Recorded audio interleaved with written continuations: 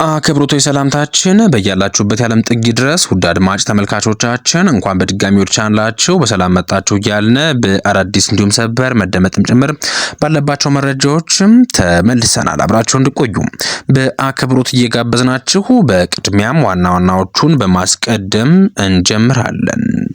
በመካከለኛው ምስራቅ ውጥረቱ እንደ አዲስ እያየለም ይገኛል። በዚህም በአሁኑ ሰዓት ላይ በሆርሙዝ ወሽመጥ ጦርነቱ እንደተጀመረ ተሰምቷል።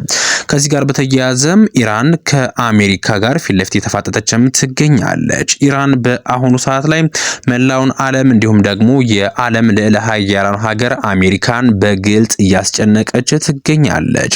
በሆርሙዝ ወሽመጥ ላይ የተጀመረው ጦርነት ምን ይመስላል? እንዲሁም ደግሞ በአሁኑ ሰዓት ላይ በዚህ አካባቢ አንድ መርከብ በኢራን እንደተመታና ሙሉ በሙሉ እንደወደመም ተሰምቷል። ዝርዝር መረጃዎችም አሉን። አብራችሁን ስትሆኑ የምታዳምጡት መረጃም ይሆናል። እንዲሁም ደግሞ ኢራን በትላንትናው ዕለት ረፋዱን የሆርሙዝ ወሽመጥን ሙሉ በሙሉ እንደዘጋች ባወጀችበት ቅጽበት አንድ ሌላ መርዶ ለመላው ዓለምም ተነግሯል። ይህ መረጃ የባብኤል ወደብ በአሁኑ ሰዓት ላይ ሙሉ በሙሉ ሊዘጋ እንደሆነም እየወጣ ያለው መረጃ አመላክቷል።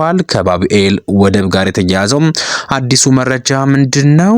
ዝርዝር መረጃ አለን። አብራችሁን ስትቆዩም የምታዳምጡትና በዝርዝርም የምናስደምጣችሁ መረጃ ይሆናል። እነዚህንና ሌሎች መደመጥ ያለባቸውን መረጃዎችን ሰዓታችን ጠብቀን እነሆ ተመልሰናል። ሁላችሁም አብራችሁ እንድትቆዩ በአክብሮት እየጋበዝኋችሁ ለዚህ ቻናል አዲስ የሆናችሁ ካላችሁ ሰብስክራይብ በማድረግ እንዲሁም ደግሞ ሁላችሁም ቪዲዮን ላይክ በማድረግ እንድትጀምሩ በአክብሮት እየጋበዝኳችሁ በቀጥታ ወደ ዝርዝር መረጃዎቻችንም እንሸጋገራለን።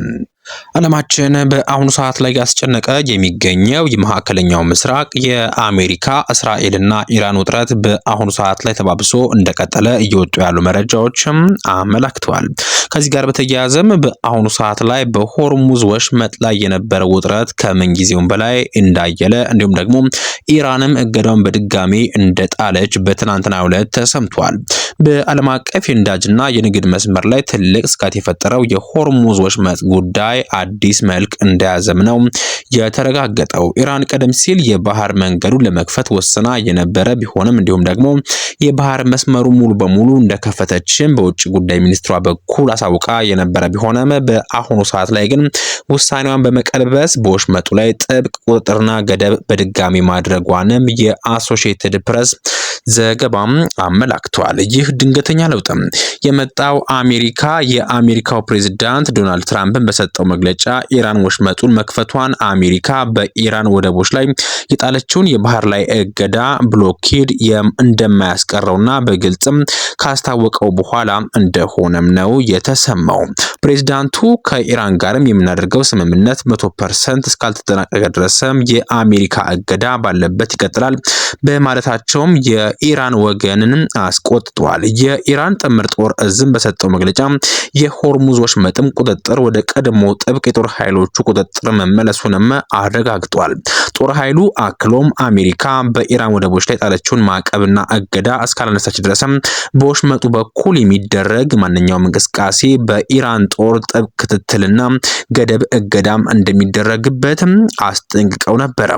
ይህ እርምጃም በቅርቡ በኢራንና በአሜሪካ መካከልም በተደረሰው ተኩስ አቁም ስምምነትም በአሁኑ ሰዓት ላይ ይህንን ነገር እንደተፈጠረም ነው የተሰማው። እንዲሁም ደግሞ ይህንን ተኩስ አቁም ስምምነትም አደጋ ላይ ሊጥል እንደሚችልም ተሰግቷል።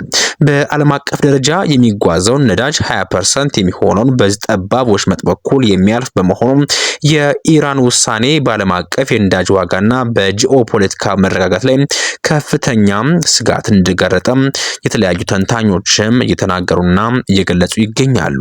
እንዲሁም ደግሞ በተያያዘ መረጃ ኢራን በአሁኑ ሰዓት ላይ የሆርሙዝ ወሽመጥ ሙሉ በሙሉ በዘጋችበት ቅጽበትም የባብኤል ወደብ ሊዘጋ እንደሆነም ተሰምቷል። የዓለማችን የዓለማችን እስትንፋስ የሆኑት የባቤል መንደብና ሆርሙዝ ወሽመጥ በከፊልና ሙሉ በሙሉ ዝግ እንደሆኑም ተመላክቷል። ኢራን ሆርሙዝን በከፈተች 24 ሰዓት ባልሞላ ጊዜ ውስጥም መዝጋቷን አውጃለች። የፋርስ ዜና ወኪሎች እንደተናገሩት ከሆነ የኢራን የተማሪዎች ዜና ወኪል እንዲሁም ደግሞ ብሔራዊ መገናኛ ብዙሃን የኢራን አብዮት ዘብን ጠቅሰው በዘገቡት በዚሁ ዘገባ ላይ የወሽመጡን አካባቢ ጦር ተቆጣጥሮ በቀደመ ሁኔታ ላይ መመለሱንም ዘግበዋል። የተወሰኑ ጭነት መርከቦችም በወሽመጡ በኩል ማለፍ ችለው ነበር የተባለ ሲሆን አብዮት ዘቡ መግለጫውን አሜሪካ በባህር ላይ ወንብድና ወንጅሎ እገዳውን የምትለውን ከባህር ላይ ዘረፋ አይተናነስም ብሏል። በተመሳይ ሌላኛው የዓለማችን ዋናው ኮሪደር የሆነው ባቤል መንደብ ሰርጥም በከፊል የመዝጋት አደጋ ተጋርጦበታል። ሶማሊያም ሰርጡን ለመዝጋትም ዝታለች። በሶማሊያ የውስጥ ጉዳይ ጣልቃ የሚገባና የግዛት አንድነቷን ሉዓላዊነቷን አደጋ ላይ የሚጥል ማንኛውም ሀገር በባቤል መንደብ ወሽመጥ በኩልም ያለውን የመተላለፊያ ዕድል መገደብን ጨምሮ የተለያዩ እርምጃዎችም ይጠብቁታል ስትልም በኢትዮጵያ የሶማሊያ አምባሳደር አብዱላሂ ዋርፍ በኤክስ ገጻቸው ላይ አስፍረዋል። አምባሳደሩ የተለያዩ ሀገራት በስም ባይጠቀሱም የሶማሊያ መገናኛ ብዙሃን ዘገባዎችን ግን ንግግሩን ያነጣጠረው በዓመቱ አጋማሽ አካባቢ ለሶማሊላንድ ነጻነት እውቅና በሰጠችው እስራኤል ላይ መሆኑንም አመላክተዋል። የእስራኤል እርምጃም በበርካታ ሀገራት እንዲሁም ደግሞ በዓለም አቀፍና በቀጠናው ድርጅቶች ዘንድም ውግዘትን ደርሶበታል። በተያያዘ መረጃ የአሜሪካው ፕሬዝዳንት ዶናልድ ትራምፕ ኢራን የሆርሙዝ ባህር ወሽመጥን ዳግመኛ ለመዝጋት መወሰኗን ተከትሎም አጭር አስተያየት ሰጥተዋል። ፕሬዝዳንቱ በዋይት ሃውስ ለጋዜጠኞችም በሰጡት መግለጫ ኢራን ይህንን ቁልፍ የባህር መስመር በመዝጋትም አስፈላጊ ብልጠት ለማሳየት መሞከሯንም ገልጸዋል።